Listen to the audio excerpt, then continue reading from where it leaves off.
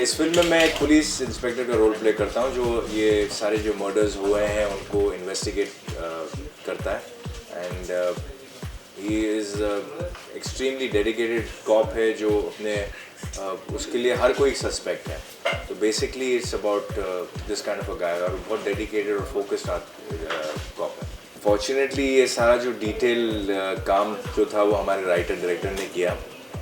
तो ऐसे में क्या होता है कि अगर आप I have spend a lot of time with him who has done a lot of research on इस केस के ऊपर और अराउंड दैट टाइम कुछ कैरेक्टर्स जो थे उनके ऊपर जो प्रॉप्स वगैरह थे and he has imparted me with that information and as an actor आपका क्राफ्ट है, आपका इमेजिनेशन है, आपके पास एक राइटर ने एक कैरेक्टर को ऑलरेडी वेल एच आउट किया है एंड फिर उसके बाद हम ट्रायल एंड एरर पे आते हैं कि हाँ इसको कैसे, इसका लुक क्या होगा या इसका वॉक कैसी होगी या इसका डायलेक्ट कैसा होगा या इसके एम्फोसिस वर्ड्स पे क्या होंगे।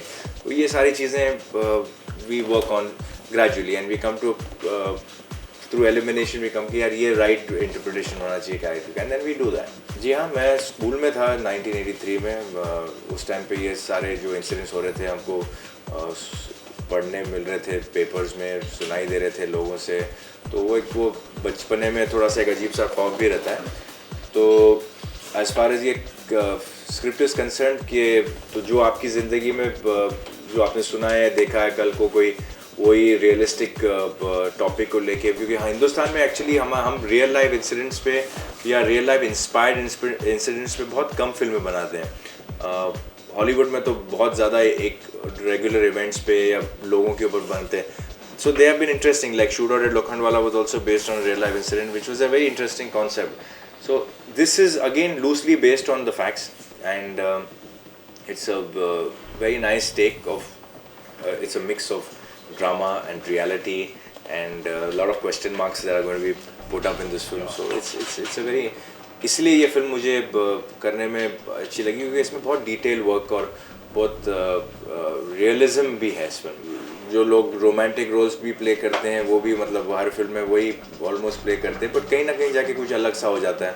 सिमिलरली जब आप कॉप्स के रोल प्ले करते हो तो depending on the kind of cop होता है, कोई करप्ट कॉप होता है या कोई बहुत ही डेडिकेटेड कॉप होता है या कोई लापरवाह कॉप होता है। There are hundreds and thousands of ways of interpreting a corp.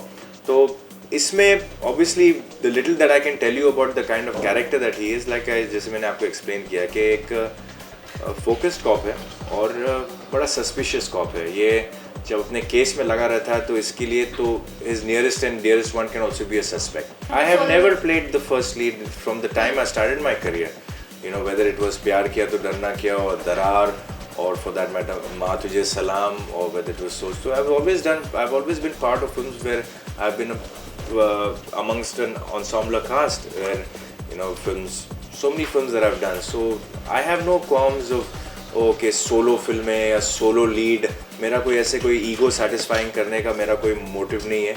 I want to be part of good films, play interesting characters.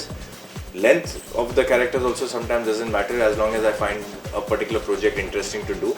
That is what an actor should be. I don't want to be too selfish कि ओ just because मेरा role कि मैं 25 scene नहीं है तो मैं नहीं करूँगा। अगर 12 सीन भी हो अगर किसी फिल्म के अंदर और मुझे लगते हैं कि यार ये फिल्म में कंट्रीब्यूट करेंगे और ये हेल्प करेंगे मुझे और मैं कंट्रीब्यूट कर पाऊंगा इस फिल्म के अंदर, तो I will do it. To watch more, log on to www.erosentertainment.com.